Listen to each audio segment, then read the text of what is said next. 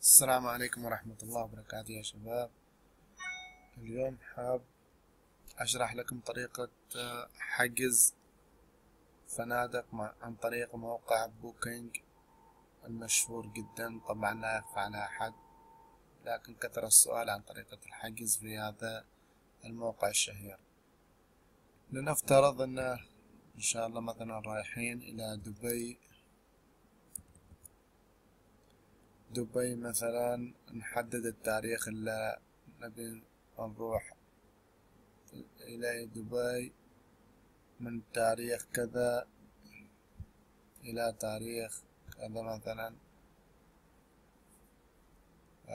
تحدد نوع السفر، هل رحلة عمل أو ترفيه، وهنا النزلاء كم شخص. إذا كان أكثر من الأشخاص الموجودين خيارين موجودات، نضغط على خيارات أخرى علشان يحدد لنا نوع عدد الغرف اللي محتاجينها، عدد البالغين والأطفال. لكن لنفترض أن شخصان بالغين وطفل. نضغط على إظهار العروض وننتظر.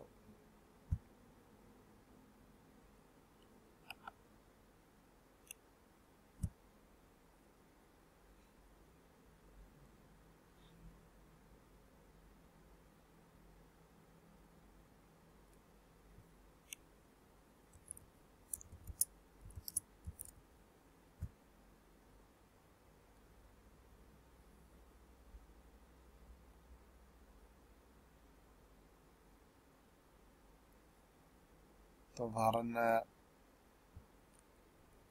الفنادق المتوفرة فيها الحجوزات في هذا التاريخ اللي حددناه مسبقا. هنا يا شباب فلترة للعروض الموجودة أو الفنادق المتوفرة.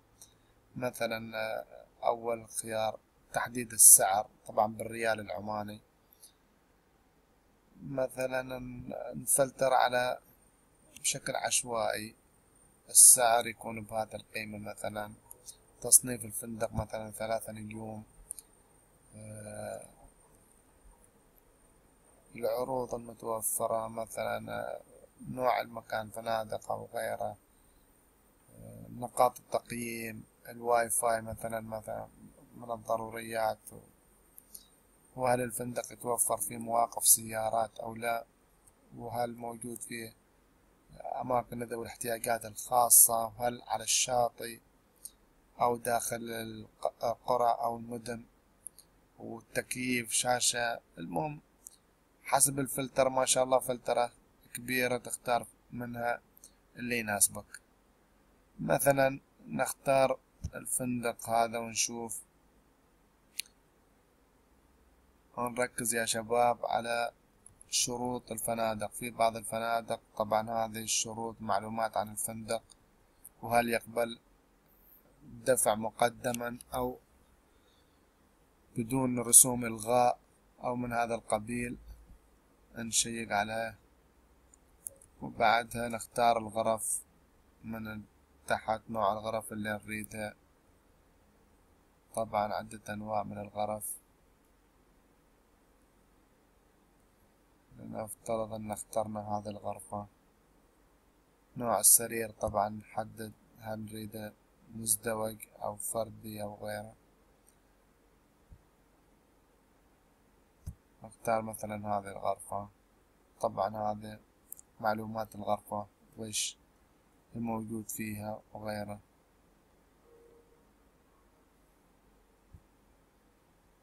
نروح لحجز الغرفة.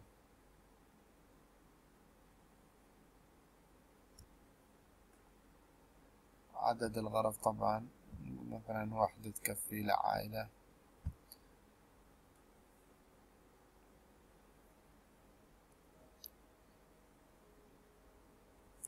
ننزل تحت، إدخال البيانات وغيرها.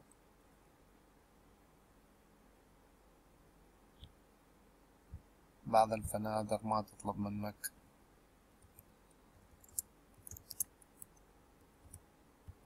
رسوم دفع رسوم تسجيل مثلا.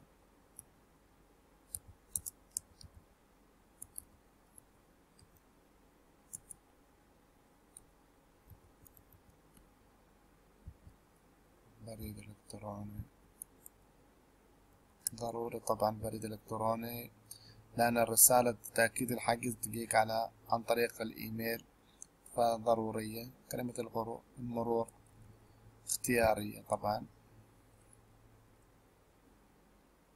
هل من مدخنين أو لا.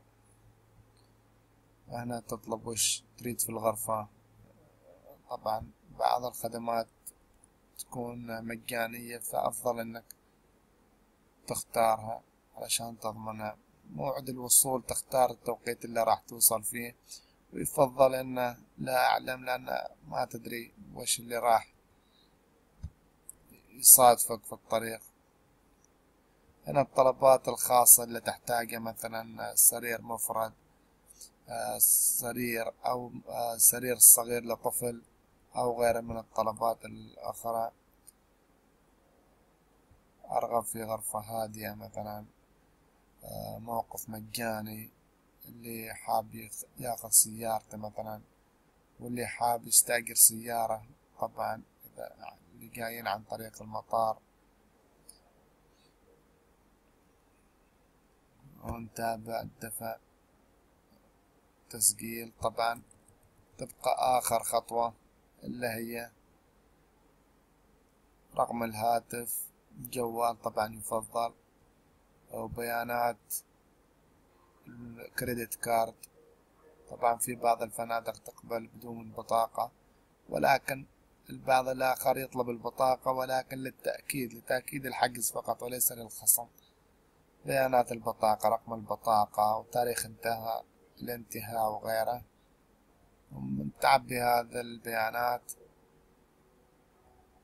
وهنا تختار طريقة الدفع وكيف تريد طريقة الدفع، هل تريد نقدا أو عن طريق البطاقة أو غيره. ومن بعد ما تخلص هذه الإجراءات تضغط على إتمام الحجز، وهذه آخر خطوة، ويجيك إيميل على بريد الإلكتروني اللي خليته بتأكيد الحجز. وأتمنى أن الشرح يكون مناسب ونفعكم. السلام عليكم ورحمة الله وبركاته.